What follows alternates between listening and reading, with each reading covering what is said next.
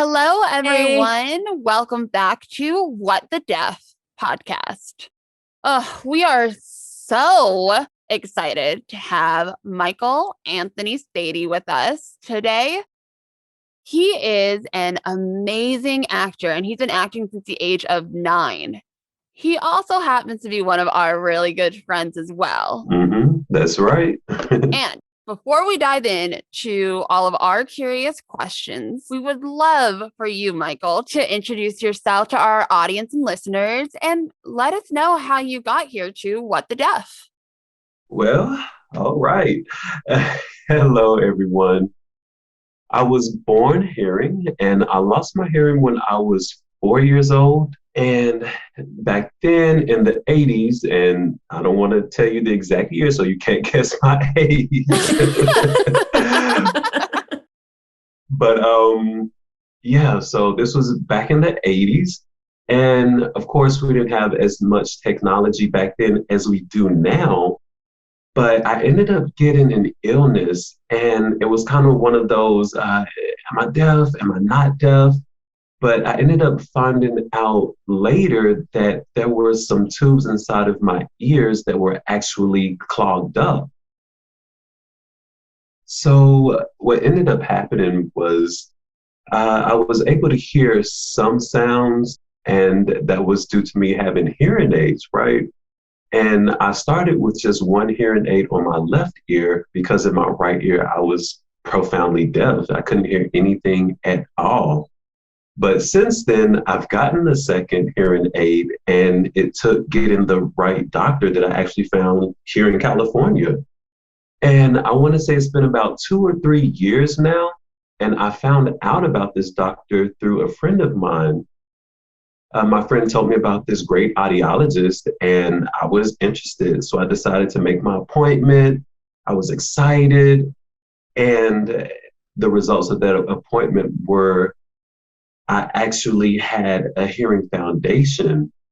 And so that meant that I was able to hear some noises or some sounds. So I ended up getting that second hearing aid, like I mentioned. And of course, I was only used to picking up or detecting sounds from one ear. So when I had both hearing aids on, I was very disoriented. And of course, it made a big difference, right? And I got used to it, but that's a little bit of my journey. It's all a learning experience when you have to put in a new hearing aid, especially when you get older as well. So, how did you learn American Sign Language? Because growing up, you were hearing and then you became deaf at the age of 4. So, how did you acquire ASL? Uh, yeah, so I would say everywhere. Well, not everywhere, but there's basic signs that people know. And as far as myself, I would say I was more so following English-based signing compared to what may be considered standard ASL structure. So I was in a program, a school program, and this was in elementary school, right? And so I was placed in special education classes. And so I would say those classes weren't a fit for me. I never felt like I belonged in that class. So my mom actually fought to remove me from that program and place me in another school that actually was more of a deaf mainstream program. And what I mean is there were interpreters, there were note takers, and through that way, I ended up learning more sign language because I come from a hearing family, being the only deaf person, and obviously we spoke a lot. Um, yeah, so I would say I learned more signs through high school, and really it was when I went to college I experienced, I would say, a culture shock. I saw so many different deaf people and hard of hearing people and even hearing people. It was such a sea of diversity, and it really exposed me to more visual language, which helped me really improve my sign language. And I would also say that we learn ASL every day. Yeah. It's a continuum. Yeah. During season 1 of our podcast, we continued to tell our audience and listeners that there's no right way to be deaf. And now you're sharing your experiences and your upbringing. It's completely different than mine. And that shows our listeners, see, there is no right way to be deaf in this world. And that's what makes our community so beautiful with all the different layers. So I'm wondering, how did you become an actor? Well, I was born to be an actor. Yes, I love that. Well, ever since I was young, I was always performing in front of my family. And I was always performing at barbecues, at parties. We had a lot of music, and I was always watching Broadway musicals. So I tried to emulate those characters. And of course, at home when no one was watching me, but I was always acting in that way. But one day my father caught me and, he told me that I should be an actor. That's what I should do. I always wanted to be a stand-up performer. And, that was my passion. It's been my passion for a very long time. But more so as a hidden actor or hidden talent, right? And what I mean is I was never really in the forefront or never had a big role coming up. I was more so a part of what you would call an ensemble cast. So I was in the background performing. But eventually I wanted to challenge myself. I was afraid to speak and I couldn't sing anyway. But I wanted more speaking lines. So little by little, it happened, right? Now, from elementary to high school, just to let you in on this, I had the same classmates. And of course, favoritism came into play. So they would always select the same group of students to play the same roles. But I decided that I would practice harder. And that's what I did to become ready to audition. I was just ready to get to work. So my senior year, I decided to audition for the musical Grease. And, it's a Broadway musical. It was really, really, really exciting. And it was a big challenge. I ended up getting a coach and we met one-on-one. And finally, my senior year, I would say I entered it with confidence. So I told my drama teacher that I'm ready to audition for one of the biggest roles. And my drama teacher was just taken aback, was really shocked. That's in part what got me here. Now, at that time, I was competing against another classmate and everyone expected him to win. And the character was Eugene, who was more of the nerd in the school. And I really felt connected to that character because the parallel that I can make is something similar, me being a deaf person in a sea of hearing people and looked at differently. So I really identified and related to that character.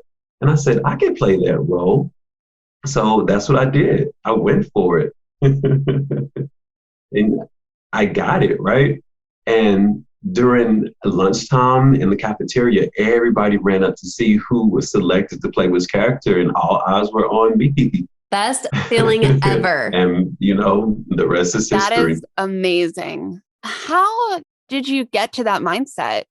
Having that confidence to just show up and audition, regardless of the character being hearing or deaf. Like, how did you build yourself up as an actor to say, no, I will audition. Doesn't matter the fact that I am deaf. I will still do it. I mean, how did you get to that point? Well, I told myself I could do it. So it was more of a mental thing for me. I just knew it was time. I knew I needed to step out of my comfort zone if I really wanted to become an actor, and I couldn't hide anymore. I just couldn't. So I had to step out of my comfort zone big time. And that's what I did. Amazing. Amazing. Stepping out of your comfort zone is what makes you grow as an individual. So right. Seeing you step out of your comfort zone, that's what made you become the amazing actor you are today. Yeah, and thank you for that. Because, I would say I'm a people's person, very friendly, very social, and I love that type of energy. But that never really showed up in my acting, but I wanted it to.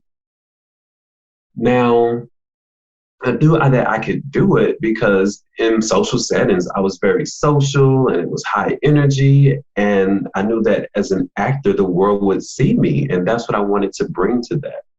So my senior year was my chance to improve myself and build and grow as an actor. So that's what I set my mind to do at that time. It was time to either break it or make it. And I remember during my senior year, I had the thought, I know I'm not going to see any of these people after I graduate. So I went for it.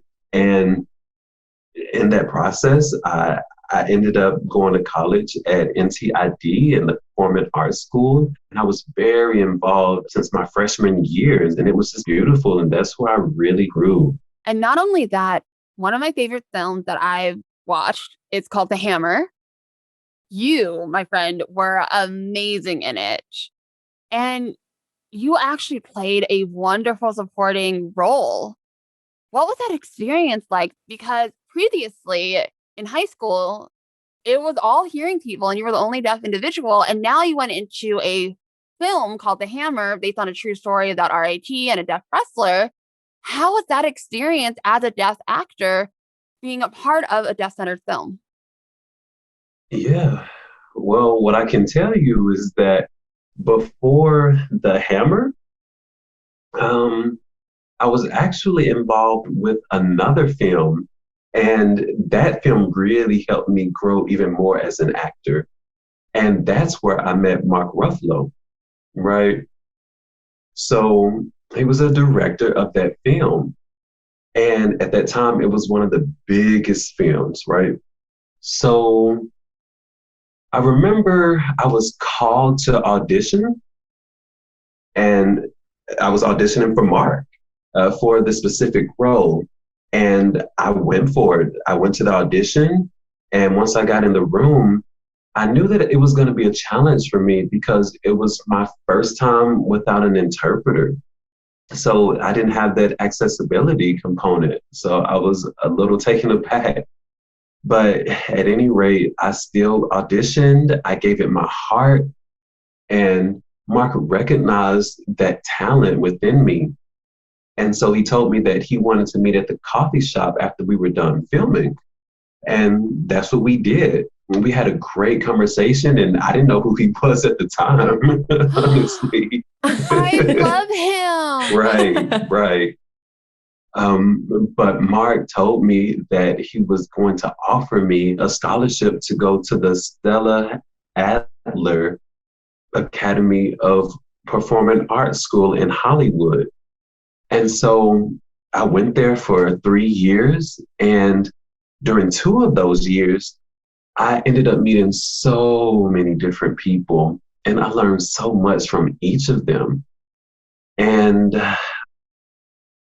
now, when it was time to audition for The Hammer, I remember reading about the character, and I didn't know nothing about The Hammer at first or who he was or that he was from RIT until after my audition. And so the directors and the producers mentioned that. And I said, what? It's from RIT? Oh, okay. And they told me that I had the look, but I was Black. So the story goes, it's based on a true story about Matt Hamill. And so Matt Hamill, he actually has a best friend who is white. So, they told me I had the look, I'm bald, I have the charisma, the energy, I have everything. And so, like I said, I auditioned for it, and everybody in the room was in shock. They were laughing, they enjoyed it, and I made an instant connection with them. And I know they spoke with Jay, who's the actual person I'm auditioning for. So I will be playing him. They spoke with him first after my audition. They wanted to know if it was okay. And Jay said, why not? So they gave me the green light to play his role. And from there, I just did what I had to do. So you had mentioned that you've been a part of acting since a very young age, but you also mentioned that you started learning about deaf culture in college. So you as an actor, did you feel like you had different responsibilities to represent the deaf community plus yourself as an actor. Was that a challenge for you to kind of figure out where you stood in the deaf community? Do I talk? Do I sign? Where do I fit in? Yeah, well, honestly, I've always been insecure by expressing myself in sign language. And I always judged myself whether I was doing it wrong or if I was too over the top. And I knew people would criticize me. I knew that. And that's where I had to become more, I would say, confident with myself and my ability to sign. Now, as far as where I stand in the deaf community, I said, you know what? Everyone is different. And I just told myself, be you, be yourself, be authentic. Who you are as a person is what's important, and how you sign is just that.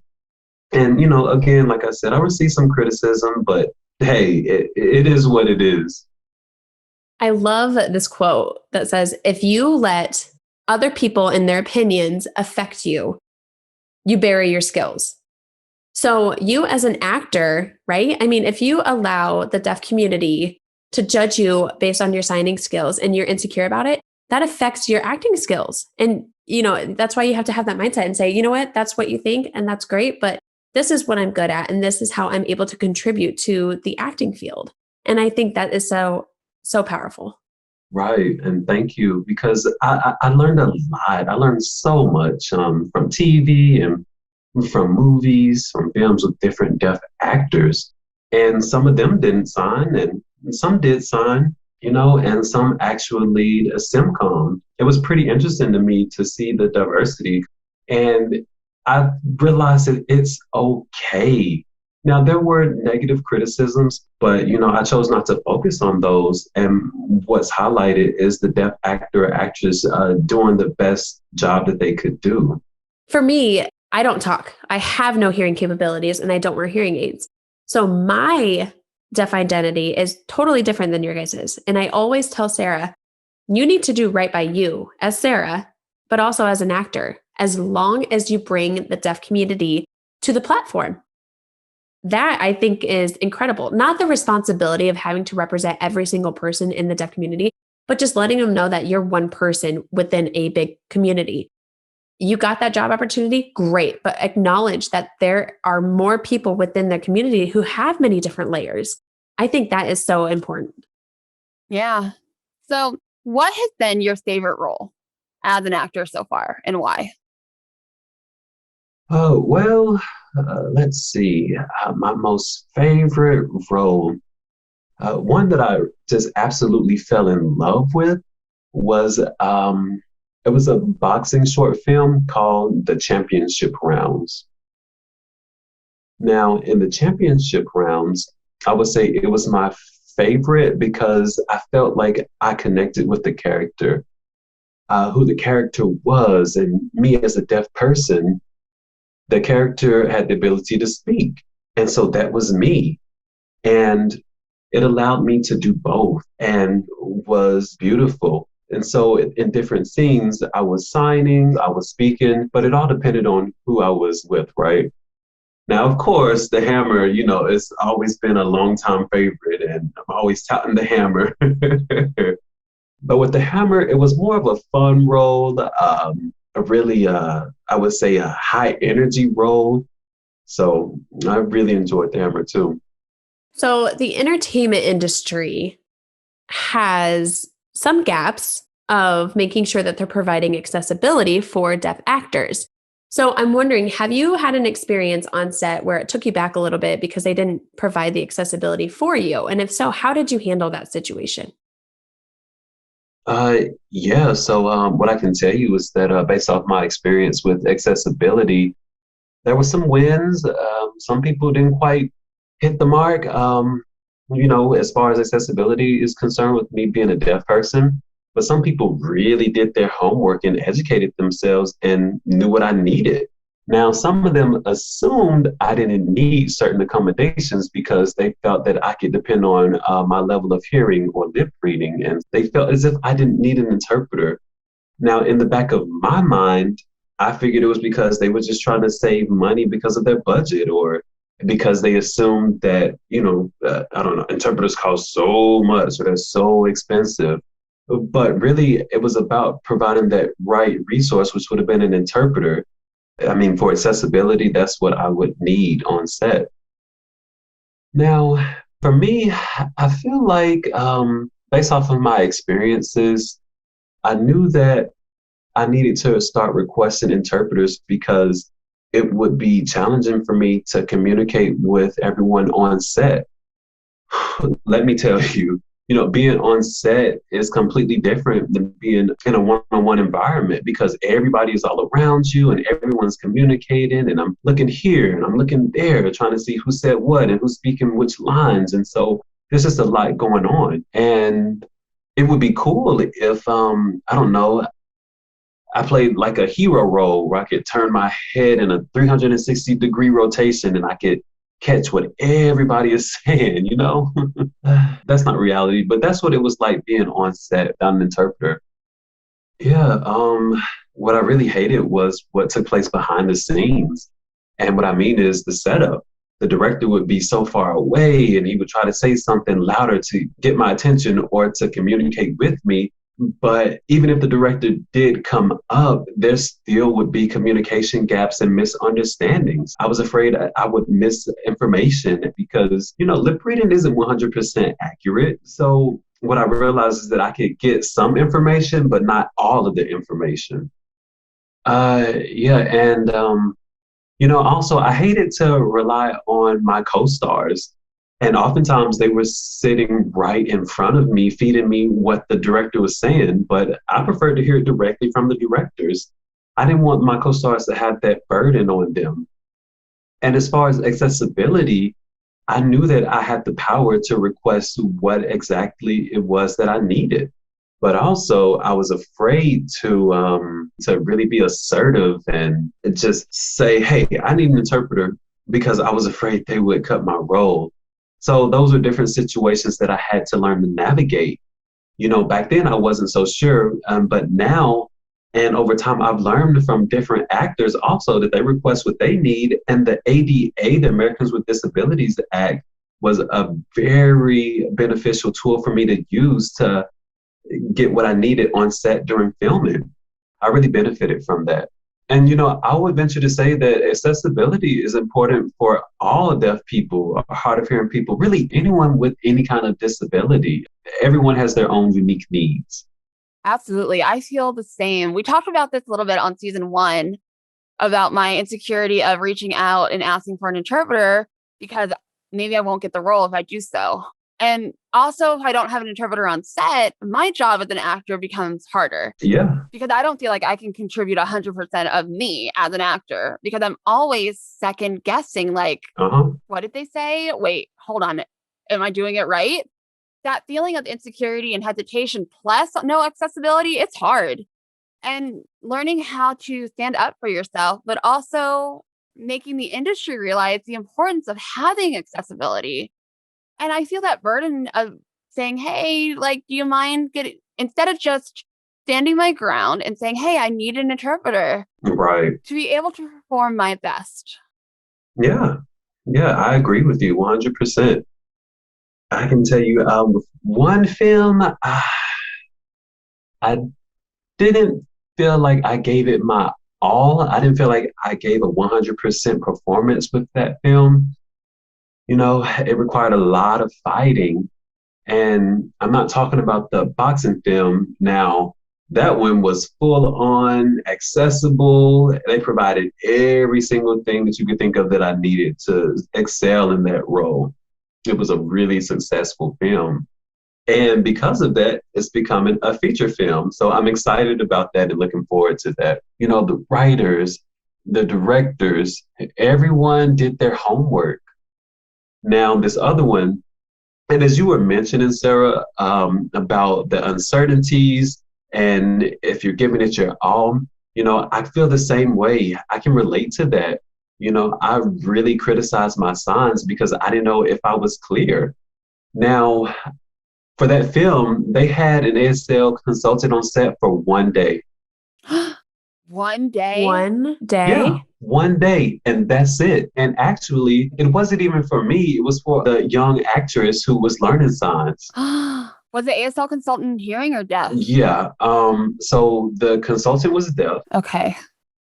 But wait, okay. But you said that they were there to consult with the hearing actor, not you, right? Right. Right.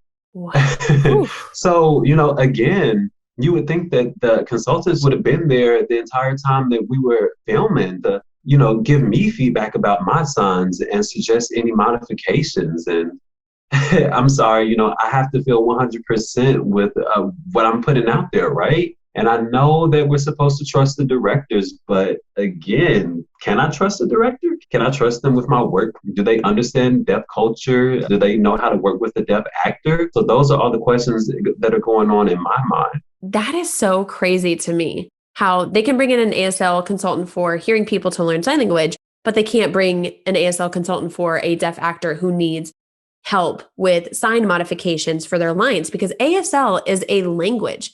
You need that accessibility to make sure your signing is good with that specific frame for the film. That role is very important. Yeah, Right. right. That's why the consultant should have been there the entire time to watch my signs and make sure everything looks good. But now I know all the resources that I need to fully excel from here on out. It's all a learning experience for everyone.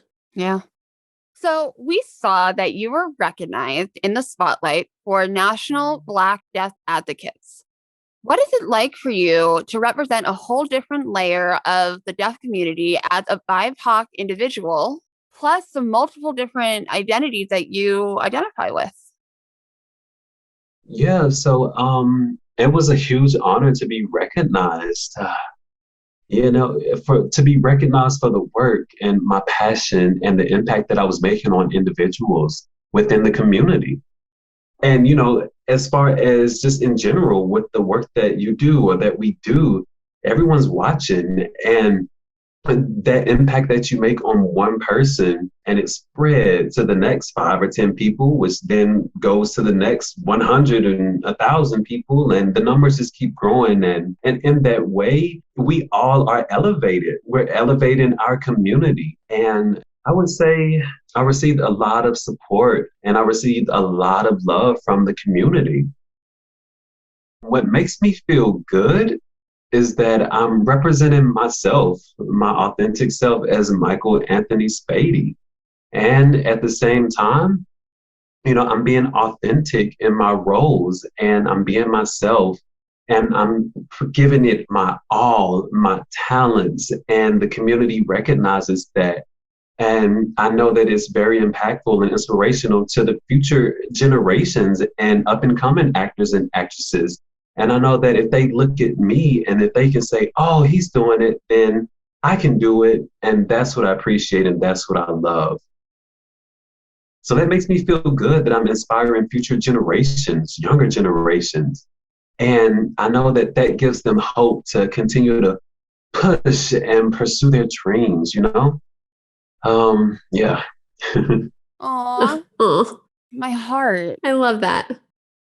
That's why I love you and your spirit. Thank you for that. I just appreciate you and all that you are. So, with the pandemic that happened and the Black Lives Matter movement, that has had a huge impact on the entertainment industry. TV shows are now starting to spread more awareness with the Black community. I'm curious, you as a Black Indigenous person of color, has your career changed or your experience as an actor shifted after the pandemic plus the Black Lives Matter movement? Yeah, so with the pandemic, I experienced a lot of changes. Yeah. So it really got to the point where I thought I was about to have a heart attack. I didn't know what to do and I didn't know what was going on. And with acting, the opportunities started drying up and auditions weren't taking place as much as they were before. So I was real frantic and, we were still working at the time. But luckily, I also had a side job working at a restaurant. But it was a challenge for me because I knew that I ran the risk of getting the coronavirus. So I was trying to navigate all of that and, with the Black Lives Matter movement too. But yeah, as an actor, I experienced a lot of changes. What was pretty interesting, I would say, about that time of navigation was that I was able to sit with myself and be more creative. I was able to think and be more open minded with ideas and really brainstorm new ways to continue pursuing my work. So, yeah, that's what I did. Now, with the Black Lives Matter movement, there was something that I noticed. I noticed that the communities, and it didn't matter if it was a deaf or hearing, but non-Black, Indigenous, and people of color individuals started to post more. They started to recognize the Black Lives Matter movement and Black, Indigenous, and people of color actors in a way that they had never done before. And so I wonder, why now? And yeah, there was recognition and more recognition, and the numbers were growing, and they had been growing, slowly but surely, even thinking about myself. But with everything taking place with the movement, people started paying attention more and focused on the movement and not so much focused on themselves. So yeah, that showed a lot more support. So I'm wondering, what can we do as allies to recognize all of your hard work as a deaf Black actor? Well, you ready for this? Ready. Just be you. We need to support each other and elevate each other. I think the more that you, me, all of us support each other, the more that we rise and elevate within the community. And I would also venture to say that right now, there's so much division in the entertainment industry. We really need to just support one another and be one united front. We know that the deaf community is really such a small community compared to the larger society. And if we can support each other within our community, I know that that will spread to the larger mainstream society. That's a beautiful thing. Yeah. So we'll just continue to be ourselves and continue to support one another because we're all we have. And we want to shine that spotlight on positivity and spread love. So we'll just keep pushing for that. What message would you like to share with others who are eager to get involved into the entertainment industry, who are also a part of a minority community as well? Yeah, I would say do not wait for the opportunity. Get out there and go get it. Roll your sleeves up, have a drink, and just be assertive and proactive. Be creative, be open minded, and most of all, be patient. And last but not least, stay golden. Aw, I Yeah. love that. I absolutely love that. Thank you for your kindness and your kind words and your wisdom, your story, experiences. We really appreciate having you on this show and this episode, this podcast. Your energy is infectious and people will be so inspired by your story. And we can't thank you enough for taking the time to share your life story and open your heart to everyone. And thank you for having me. This is an amazing opportunity for you as deaf individuals to try something new with the podcast, right? And I would say, people will recognize that and they will see that deaf people can create podcasts. And that's just really amazing in and of itself. And really, it's about being seen. Everything that you have done, it shows that it works for you. You just embraced this new territory. And I believe you did this during a pandemic. And it just really speaks to your creativity with taking podcasts to a different level. If I'm not mistaken, I believe you're the first deaf individuals to do a podcast, at least from what I've seen. And again, I've just been very impressed with your creativity, your vision, and it just really shows that you all wanted to do this and you just went for it. And also know that it's our time. It's our time to try new things, to be open-minded and to step out the box. I really appreciate that.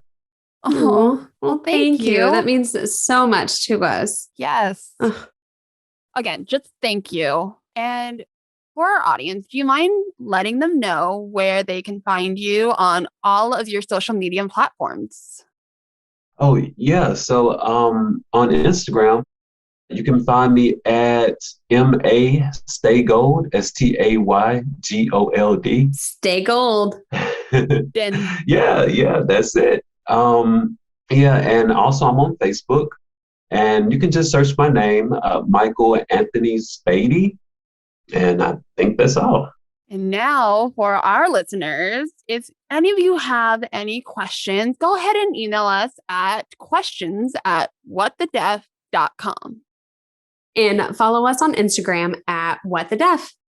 Yeah, what the death? Until next time, see you next week. Bye, everyone. All right. Peace, y'all.